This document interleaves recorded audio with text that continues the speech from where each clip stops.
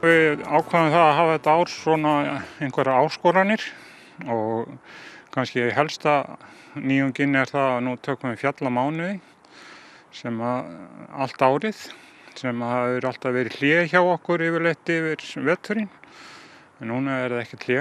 Svo erum við með líka raðgöngur sem voru hérna áður fyrr og vatnagöngur og næturgöngur og ýmislegt í boði og svo eru þessar gönguvikur sem hafa verið mjög vinsælar.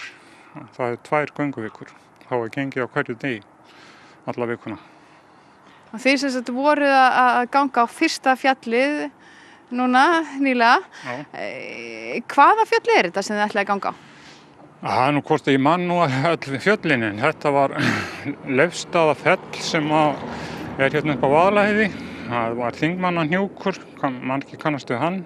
Fyrst var farið á hann og síðan á þetta Leifsstaðafell. Síðan verður farið hérna á Miðhálsstaðaháls, það er mikið háls og við köllum nú eina ferðina Hamraborgina. Við tókum okkur það besta leyfi að skýra þennan tind sem hérna norðan við Uppsalahnjúkinn. Og síðan Bangsahnjúk í Héðinsfirði. Það það lengsta sem við förum. Þetta sem sagt allt fjöll sem eru hér í nágrenni Akureyrar. Já, og svo hérna Draflastaðafjallið og Hálshnjúkur og Núpufellið og hérna inn í firði. Já, þetta allt hérna bara í nágrenninu og svona ekki tekin alveg hæstu fjöllin. Þannig að þetta göngur bara fyrir óvant fólk jafnvel? Já, ég tel að svona sæmilega hraust fólk erindi allt saman. En menn verða náttúrulega að vita það að fara á fjall alltaf að fara á fjall. En nú búið að vera algjört fjallaæði hérna á Íslandi. Ferðafélag Íslands að bjóða 1 fjall á viku og það allir að ganga á einhver fjöll. Hvað svona skemmtilegt við það að ganga á fjöll frekar en að ganga eitthvað annað? Maður veit ekki alveg, þetta bara rosalega mikið frjálst. Þú ert bara á staðnum líka, þú ert ekki í þessu rugli sem hérna niðri. Þegar þú komin til fjalla þá bara gleymir öllu sem og ert bara í því að ganga.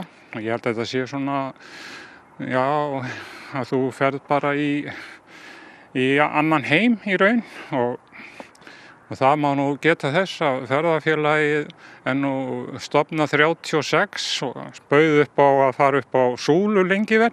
Enginn vildi fara upp á súlur en núna, og fór held ég enginn fyrir 75, en núna fara 100 manna þarna upp. Svo þetta algjörlega annar heimur heldur en það var. Það verður farið að opna í febrúar sem hefur nú ekki verið. Það verður opið 2 tímar í viku frá 11 til 1 alla daga. Svo líka einn leikur sem við höfum tekið upp núna, búið að vera í 2 ár, 3 ár. Hann verður ennþá, þauli köllum við það. Og þá vísað í það að þá verður menn þaulkunnugir nágrenni sínu, Akureyringar. Og þetta á toppnum með ferðafélag Akureyrar og þetta leikur sem byrjar í júní og þarna þetta fjölskylduleikur. Hver getur bara farið fyrir sig og ýmis verðlaun í boði. Þetta hefur verið mjög vinsælt og verður það vonandi áfram. En hvert þitt uppáhaldsfjall hér í nágrenni höfuðstaðar Norðurlands? Súlurnar eru náttúrulega alltaf mjög skemmtilegar en mér finnst skemmtilegasta ferðin það að fara hérna eina af toppferðunum okkar að fara á Kellingu og labba svo út hrygginn, fara á alla tindana sem eru þar. Það alveg ógleymanlegt fyrir þá sem að fara það. Og verið í rauninni ekkert mikið erfiðara heldur en að fara bara á Kellingu og beint niður því að það bara tekur lengri tíma. En sem sagt, þeir sem vilja taka þessari áskorun 1 fjall á mánuði, þeir hafa bara samband við ferðafélag Akureyrar og næsta fjall, sem sagt fjall febrúarmánaðar Það Miðhálsstaðaháls.